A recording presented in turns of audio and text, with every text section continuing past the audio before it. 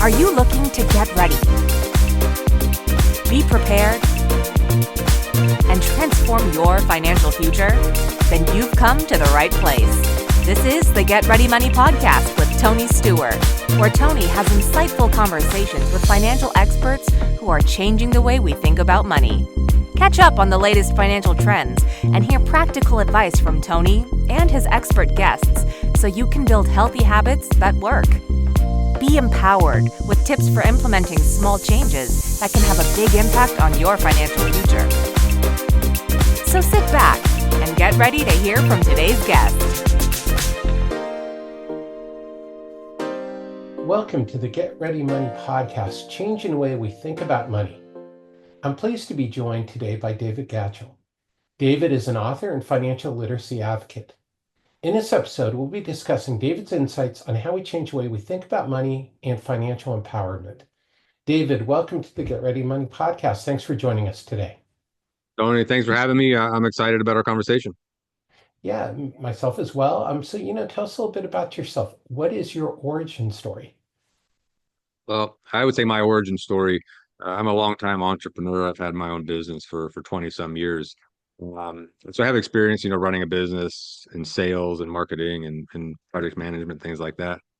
What turned me on to financial literacy and the movement that you and I are both part of was when I had kids.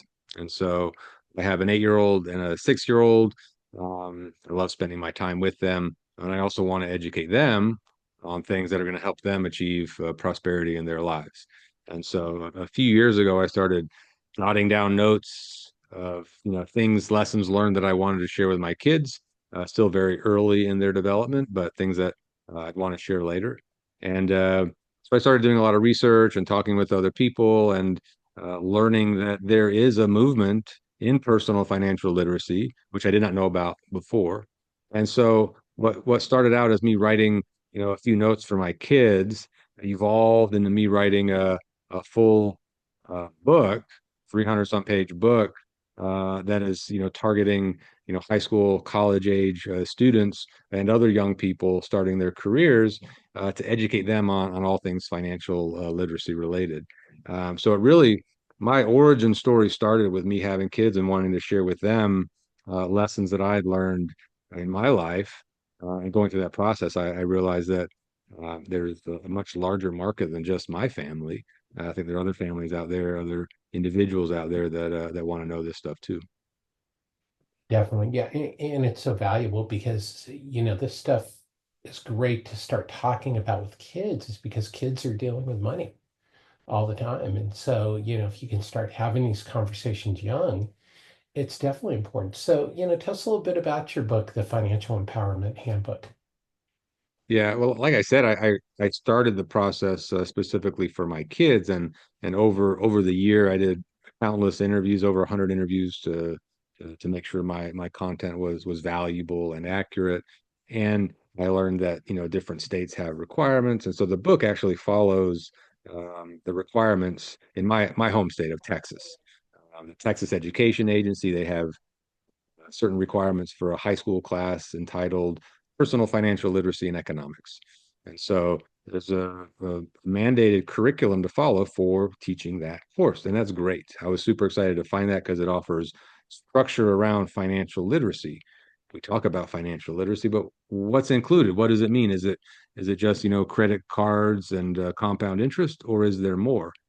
Turns out there's a lot more that's of value to a young person to learn. And so I updated all of my content in the book to meet all of the requirements. So the book follows all the requirements for my home state. It aligns with national standards also for financial literacy. So it's not just me telling stories anymore, which is sort of how it started, right, for my kids, but it evolved to be a much more robust resource for anybody.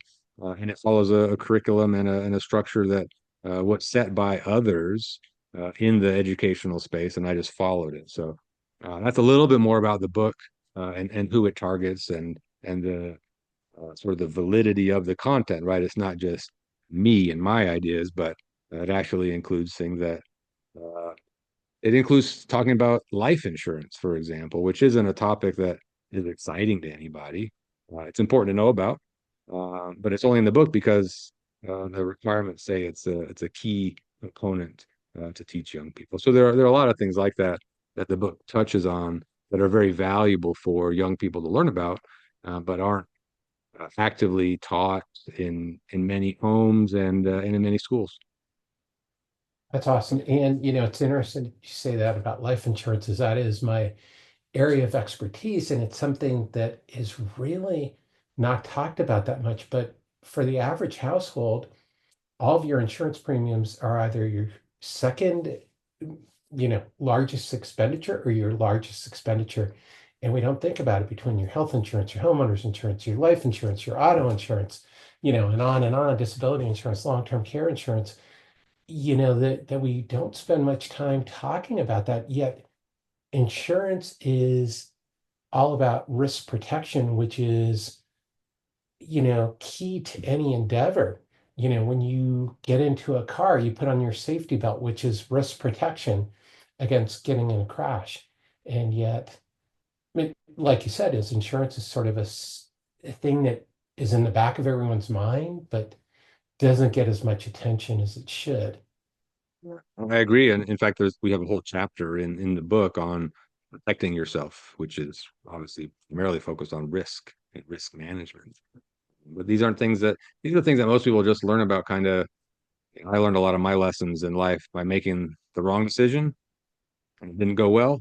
And so then I course corrected, right? It would have been very helpful if someone laid out, more of these things to me when I was growing up, and then I would have to make less mistakes.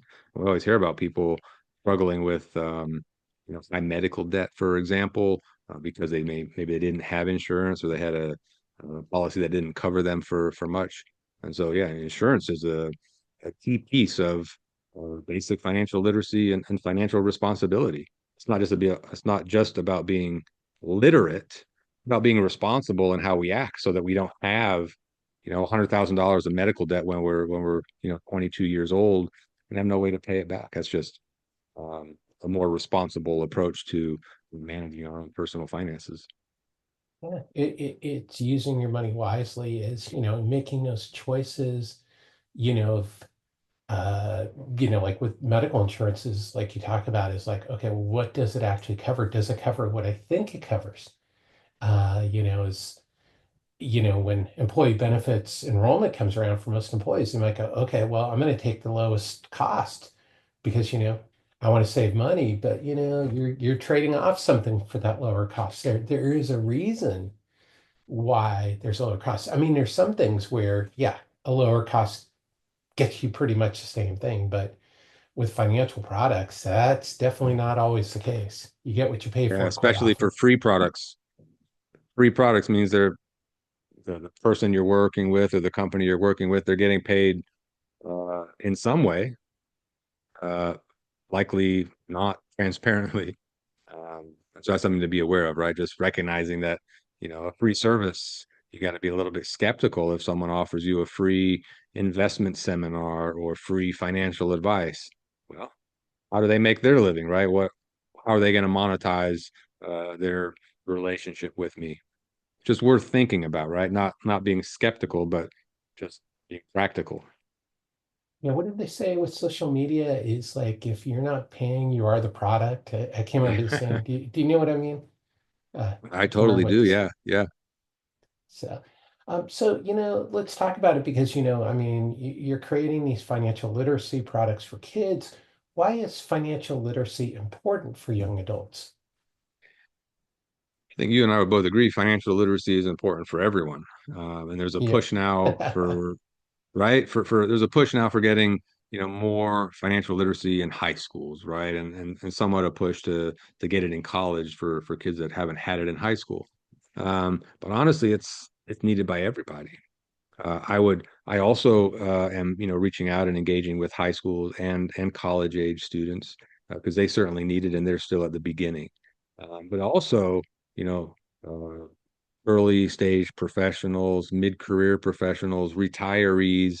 You hear about all these cases um, across the spectrum, from like 18 when we say you're an adult to, retirement age and people people sadly dying and there's not enough money left behind to pay for a funeral, right? That's if people know about that, they're not going to try to leave that burden on their loved ones that they leave behind. They just don't know it's a thing.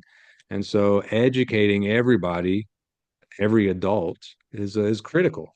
Um, and the reason why we have some of the, financial issues that we have in our society, high, credit card debt, just as one example. Because we learn from our parents and our friends circles, right? And the question is, what are we learning? And are we learning strong, positive financial behaviors, or are we learning in many cases, our parents, they might be making some financial, I don't want to say mistakes, but they might have some less than ideal financial behaviors. And so if our parents act in a certain way, their children are certainly going to see that and understand that that's the way things are done. And then they're going to emulate that as they grow up and they have their own money and their own jobs. So it just propagates any weaknesses in our system when the parents don't maybe understand everything and the communities don't, entire neighborhoods might not understand certain things, and they're not learning in school. If the kids are learning in school, their parents might not, get that education from their kids. So, across the spectrum, everybody needs this, and it's hard to target people later, once they graduate from school. That's really the most captive audience we ever have as a society, in my opinion, is when young people are in school. And so, millions and millions of people sit at a desk every day, listen to a teacher, follow a curriculum, which is great. And I just want that curriculum to be as beneficial to them as possible now and throughout their lives. And so that's why it's especially important for young adults because they've got the longest runway ahead of them to use this knowledge. But there are many, many retirees that didn't plan as well as they needed to or wanted to, and they end up taking a job in retirement. Um, you see the greeters at Walmart, right? They probably didn't have working in retail on their life plan when they're in their late 60s, and they're doing it because they don't have enough income to pay the bills. They don't have medical insurance, things like that. So again, it's not just young people, but it's education that people need all the way to the end. And so, we've got different approaches for different groups, but I will say it's not only for young adults, it's for everybody. Yeah, I'm with you on that. It is for everyone. So, let's talk about, the thing you just launched, your finance IQ test. What is the finance IQ test? So throughout the process of writing the book, I had a lot of great feedback. We've received a lot of, positive reviews. But an ongoing theme is sort of questioning our country, and in fact, globally, there's a big push on financial literacy. A lot of people saying we need to improve financial literacy. People saying that there are groups that are financially literate and there are groups that are financially illiterate. Um, there's no quantifying or even qualitative measurement of that. We say we need to improve financial literacy. Well, where are we now? Right? If we don't measure it, we can't improve it. That's a common saying in life and certainly in entrepreneurship, right? When you're running a business, if you want to improve something, you got to conduct measurements to know where you are today, set a plan where you want to get next week, next year, whatever that metric is, and then go after it. But if you don't have a clear target, you can't focus your efforts on getting there. And it's hard to set a target when you don't know where you are now with a baseline. So all of our collective energy around financial literacy and sharing it with the masses and improving financial education scores, what does that mean?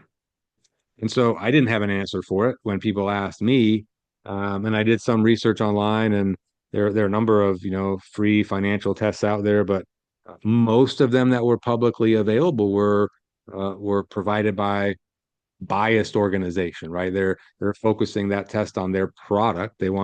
Eventually they want to get you in the door and sell you something, whether it's insurance or trading or some other service in the financial industry.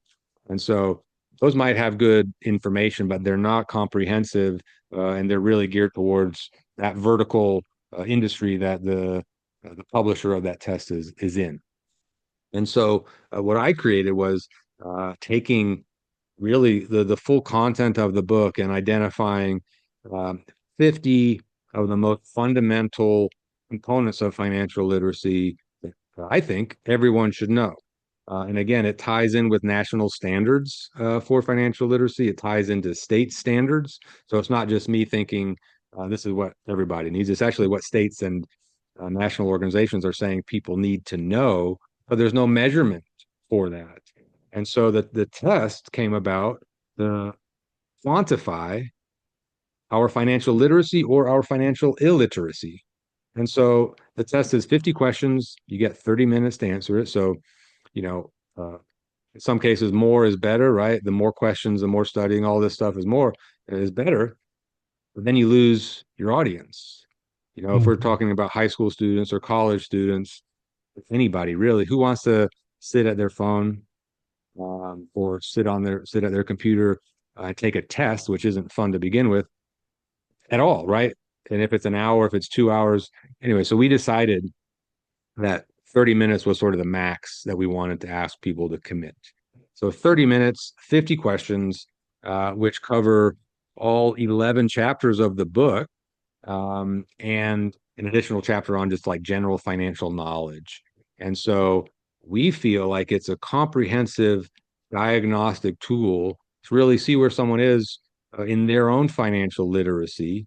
And the title of my book is a Financial Empowerment Handbook. My whole approach to teaching financial literacy, and the reason I'm focused on it, is because I want to empower people to improve from where they are. It's nothing to do with, and there are other pundits and experts and personalities out there in the space whose aim is to make you feel stupid for not knowing certain things. You ask a question, and they kind of belittle you for being dumb. Everyone knows this, and you never do that. And I think that's the wrong approach, and it's certainly 180 degrees from my approach, which is everybody can do this, right? We need to learn, and I think it takes experienced people like you and I and other adults to really teach and share the information that we've learned in our lifetimes with others.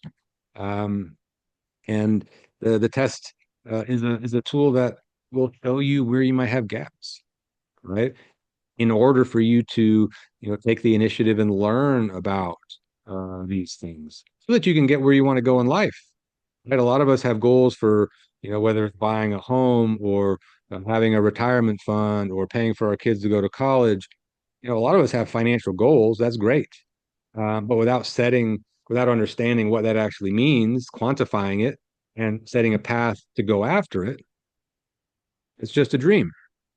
And so I really feel that if there's a test that many people can take, which can illuminate to them kind of their level of financial literacy, and point out, entire aspects that they may not know about, whether it's retirement or insurance, as we talked about earlier. And that's great. That is a tool with value.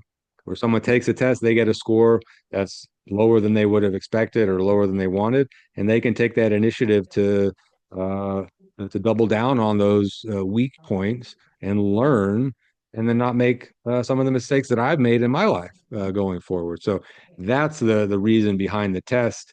And if it may be hard to get someone to read an entire book, I read a lot of books. I'm grateful for the time that I have in my life to do so.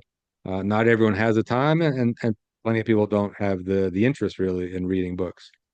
So 30 minutes to take a test, learn a few things maybe that you didn't know before, and uncover entire weak points in your financial literacy game, if you will. I think that is a valuable service to share with people. Yeah, I think so. And I think being able to identify gaps is important because if you don't know your gaps, you can't fix them. So, quick question about the test. Is it available for free that anyone can take? Uh, we offer scholarships to anybody that want to take the test. I'd be happy to give you and your listeners a free code so that anybody that watches your podcast, that you can put in the show notes if you want. Everybody that watches your podcast can go in and take the test. download the study guide, everything for free. Um, for people that don't have a code, there is a nominal fee to take the test. But like I said, our goal is to get it out in front of everybody. So we're offering it for free within organizations, within schools, just to try to get more and more people to take the test. That's awesome. I appreciate it. And I appreciate your offer. So for all people who are watching and listening, we'll get the code from David and it will be in the show notes so you can go check out the test for yourself. So I appreciate that. Yeah, Um, pleasure. it's a great initiative. So, let's switch up into what I call the get ready questions. And these are questions that I ask all my guests are a little bit more, faster questions. The first one is, what basic money concept do you wish people knew?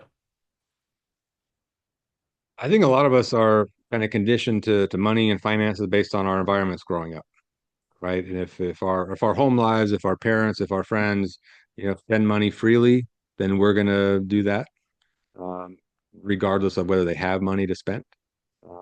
Overusing credit cards, uh, thinking, you know, thinking one's poor or thinking one's rich, whatever the case may be, we get a lot of these, early behaviors from our surroundings growing up, our parents, our families, right? And sometimes there are limiting beliefs. Like, well, my parents work, 40 hours a week, they get wages, that's my path. So I'm gonna hopefully, get a job at the factory and move up the ranks and eventually I'll be a foreman, something like that. They're influenced by what they see around them. And a lot of us, get on those paths in life. Some of us are happy with that. That's great. Keep going. But some people get on those paths that they think is their sort of destiny, and they're not happy, and they don't want that, and they're unhappy in life because they're working a 9 to 5, and they want to start a business, or they want to invest more. They want to have money, and they want to be able to pay for their kids to go to college. They didn't go to college. All these things. So the concept I wish people would know more and grow in confidence with is that really anybody can follow certain steps and achieve a higher level of prosperity. Um, there's so many people, and we always hear about these stories in the media. Someone rags to riches. People can create something out of nothing, and there's always a way to engineer one's life to get where they want to go. The number one thing is to figure out where that is. Like, where does someone want to go? What do they want to do in life? And then put together a plan how to get there. Without determining the destination, it's impossible to plan the path to get there. And so I think the one thing that I'd like to, empower people with is that anybody can do this. It's not easy. You're gonna make mistakes along the way. I know I did. I'm no expert or guru on, financial topics. What I know is based on, life experience that I've had and a lot of personal failures and mistakes along the way. And so I think that if somebody wants to change their course in life or change their the level of income, they want to start a business, be their own boss, be an entrepreneur, there are ways to do that. And the book hopefully offers an empowering voice for people to do that, to essentially rise up from where they are now and get to where they want to go next. And the test hopefully is also, another tool for them to see what may be missing now as a way to, fill those gaps and then take another step forward. Awesome. Awesome. Great, great stuff. So the next question is, what is one simple thing people can do each year to set themselves up for financial success? I think at the beginning of every year or the end of every year, just having some, transparent analysis of your budget. How much did I earn last year? How much did I spend? Where do things shake out? Because that can be illuminating, right? Some of us um, wouldn't really be able to tell you before, maybe filling out a tax return how much money you made. Like how much are we making? A lot of people maybe just spend what they need to or spend what they want to and then hope things shake out at the end. Sometimes they might, good for them. Sometimes they don't, and that can be a problem. And so I think just having some clarity on Certainly not just once a year, but uh, setting up at the beginning of the year with an expected, number of dollars coming in, planning a budget, right? If someone's making minimal income, maybe they don't plan the 2 week trip to Europe this summer. You know what I mean? Like having some intention behind planning the year, so that they can move forward in a financially responsible way. Um, I think that is a good step to overall financial success. Definitely. Yeah. And I completely agree. If you don't know your numbers, you can't move forward. And that's what you were talking about earlier, measuring Yeah, with the things. test, right? If you don't know where you are, how are you going to improve? You want to spend less? Well, what are you spending now? What are you earning? Yeah, exactly. Yeah. So it's, so if you're turned off by the word budgeting is, just think about it as just understanding your resources. Um, it's really Totally. resource management more than the budgeting word, which tends to turn people off. So that's great Yeah, advice. and budgeting, it doesn't even have to be complicated, right? It's just kind of what's coming in, what's going out. Exactly, exactly. So next question is, what is one habit that people can change when it comes to their money? Um, I think a habit that serves people well that have it is just the behavior to spend less than they make. It sounds so simple. It ties into what we were just talking about, where you need to know what's coming in and what's going out. But for everyone to live within their means, right? I had a friend some years ago. He drove a Ferrari. It was awesome, right? Cool car. It's not my style, but it was cool for him. He wanted to drive a Ferrari. He was, I don't know, he was pulling in three-quarters of a million a year or something like that, and he had a $2,000, $3,000 lease on this Ferrari. Awesome. It's not a way to like grow wealth. It's a way to show wealth. But good for him, right? He wanted it. He got it. Awesome. Someone else wants to drive a Ferrari. Once you have the cash flow and the overall financial picture to do so, do it, enjoy it. But for people that want to sort of present to the world that they're doing better than they are, spending more than they're making, it causes so many problems. And so the number one thing, and it doesn't even have to talk about a budget, but just don't spend more than you make or more than you have. Um, I think that's somebody that everybody can agree to conceptually, and then what comes next is how do they behave in practice, right? Are they actually following that basic concept? Like I said, it's not about not everybody has to have an app on their phone that tracks all their expenses. Just don't spend more than you have, you know?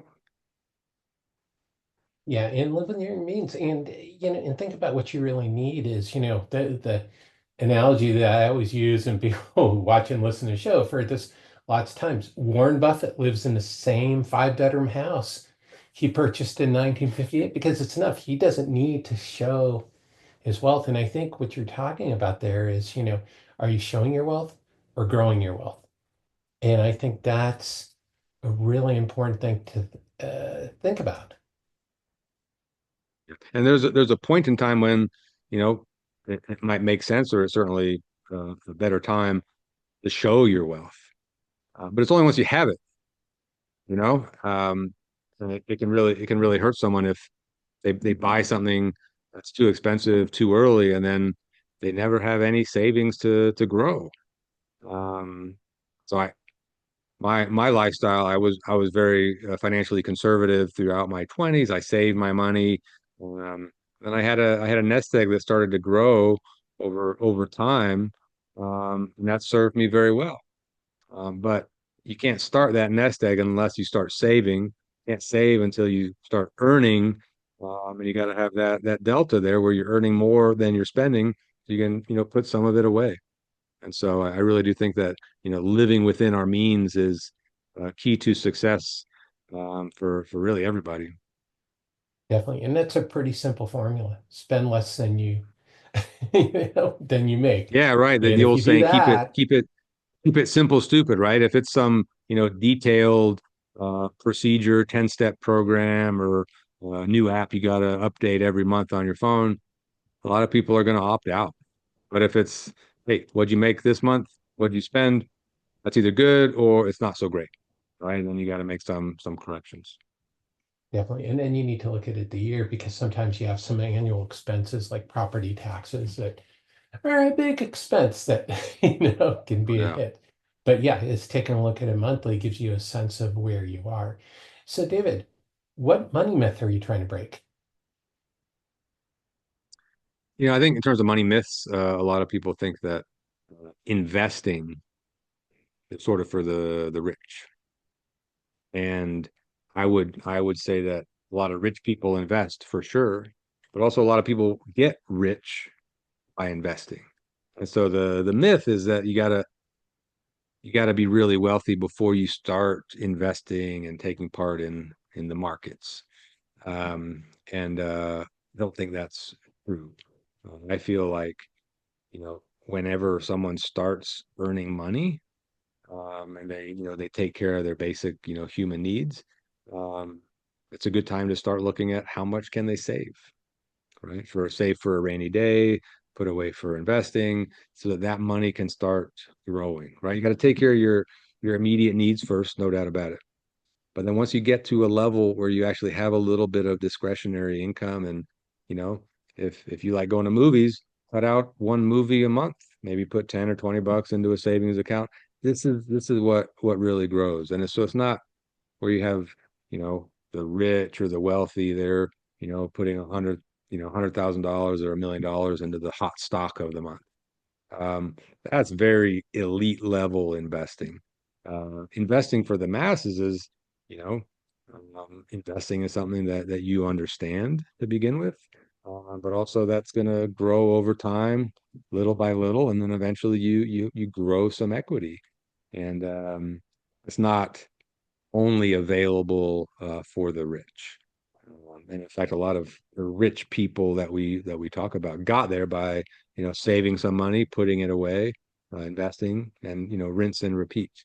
But sort of like the same message as I share about charity, right? It's certainly recommended to give to help others. Uh, when all the time, you don't have to hit a certain income level before you start helping others. You also don't have to hit a certain income level before you start investing. A little bit, a dollar here and there, over time, it it grows, it compounds, and you can do so much more with it. And so I think the earlier you start, the better. Um, but really, anybody can do it. Yeah, and I think something that most of us don't think about, if you're an employee and you have a 401k plan, you are an investor. So a lot of us are investors that don't think we're investors. So it's really changing that perspective that you may already be an investor. So it's available to everyone I agree. nowadays. Yeah, There's and it makes there's not sense a high to barrier. yeah, and it makes sense to learn a little bit about that. I think that was my introduction to investing. I had a 401k at my first job. And so I had to evaluate sort of the risk profile, the aggressiveness of my investments. When I was in my 20s, of course, I went, full aggressive mode because I had a long, runway. That was my first exposure to, mutual funds and investing and, long-term planning. So yeah, anyone who's a 401k, your funds are being invested, you might as well pay a little bit of attention and understand how that works. 100%, 100%. So let's get out the time machine for a minute. What advice would you give your younger self if you could go back in time, knowing what you know now about money?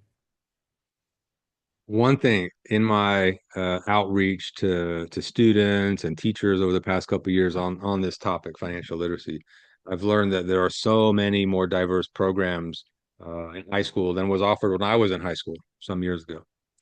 And my recommendation to my kids in a decade or so when they're later on in high school, and to anyone else that might be interested is try to find a skill that this to me, right? If I'm talking to myself, find a skill to learn that's um, that can generate income either while still in high school or shortly thereafter.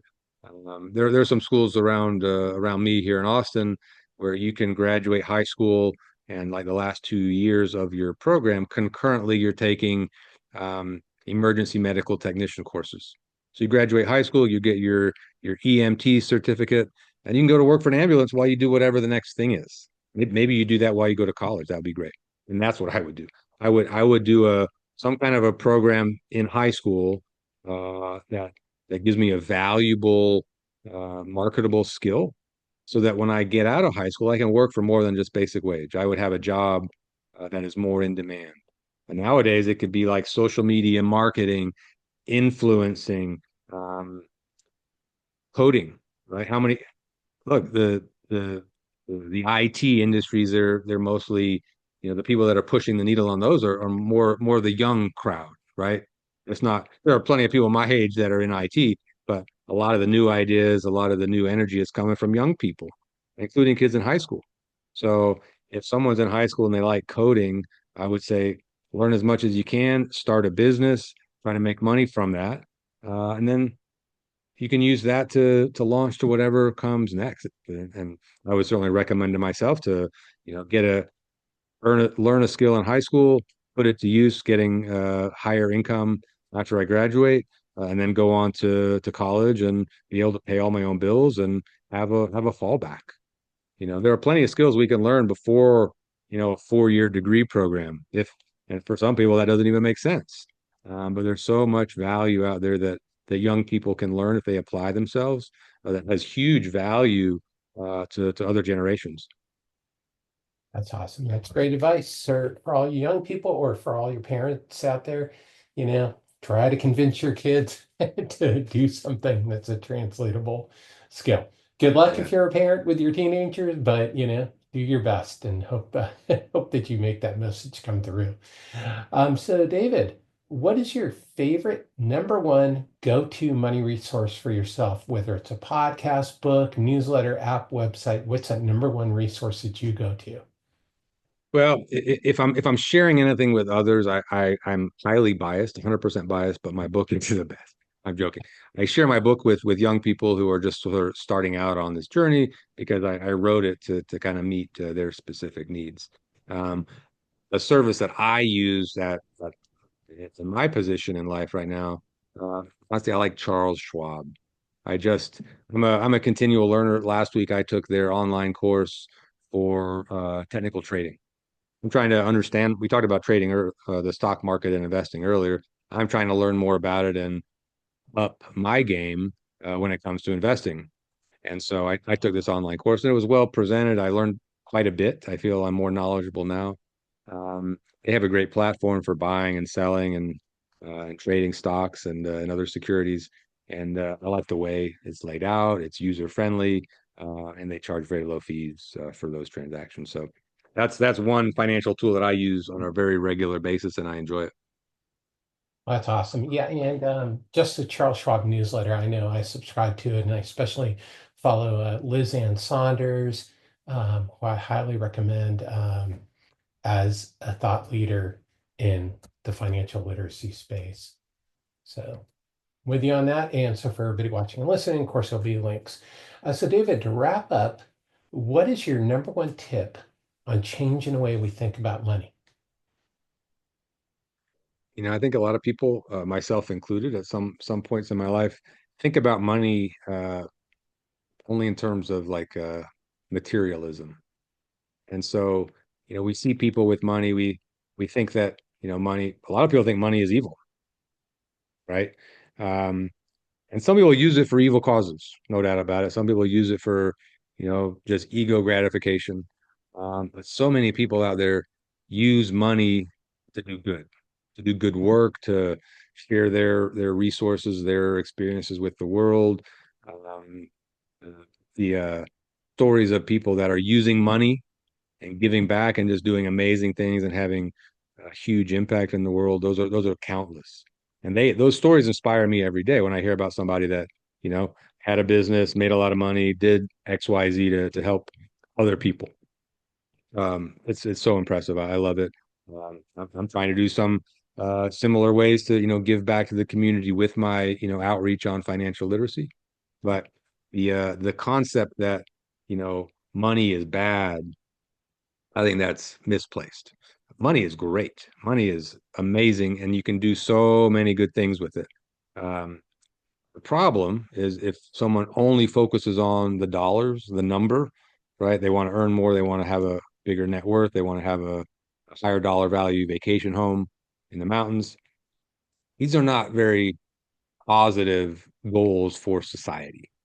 But if someone has a goal of, I want to I want to, have an extra $100,000 in net profit for the company, so I can contribute that to Habitat for Humanity, so they can build a home for another low income family. Awesome, man. That's the right way to look at money. I would be on board with supporting that person in their mission. It's not about, I just want to, keep pushing the numbers for my own ego or to show off to the neighbors. I want to keep pushing the numbers so that I can do more to help other people. And that, if we change the way we look at money from it's all about me to it's really all about what I can do to have impact on others, on the world. And I think that's really a tip for all of us to look at money and success a little bit differently. That's awesome, is that you can use money for good and have a positive impact with it. So where can people learn more about you, pick up a copy of the Financial Empowerment Handbook, and check out the Finance IQ test? Thanks for asking. A lot of my engagement is on LinkedIn, so anybody can find me on LinkedIn, David Gatchell. I'm happy to connect with anybody and chat about financial literacy topics. I usually post an article once a week on LinkedIn. Um, our book, we've got our details about the book on the Financial Empowerment Handbook.com. There's more details, talks about some of the awards that the book won, and some of the the reviews for the book. And also it does have a link to Amazon to buy it if someone wants. And then the test, the latest thing that we've done, which we will give you a scholarship pass for, is financeiqtest.com. And so that's available to anybody. Like I said, for your listeners, we'll give out free access so that everybody can take the test and share their results on social media with their friends if they want. That's our goal, right? To help spread this message. Um, but each individual that takes it, hopefully they learn something, and they're certainly asked to share feedback with us so we can maybe continue improving the process and the test, and really just so we can have a positive impact on as many people as we can, and help them improve their own personal finances, set new sights for their own personal prosperity, and set their own course. Right? It's not about what I want, it's about what any individual wants to do with their life, and the tools that we're putting out there are really meant to help them do that. That's awesome. And for everybody watching and listening, as always, there will be links to all of these resources so you can check them out. So, David, thanks again for joining us today on the Get Ready Money podcast. This has been great, Tony. You and I have similar energy on this topic. I love chatting with someone, especially someone as knowledgeable as you. So I appreciate the opportunity to sort of, share what I have going on and share some of my positive energy on this topic with you and your listeners. So thank you. Yeah, no, it was great. Appreciate all your time and insights. And thank you, everyone, as always, for tuning into this episode of the Get Ready Money podcast. If you learned something today to change the way you think about money, please be sure to subscribe and to tell a friend. Until next time, let's change the way we think about money.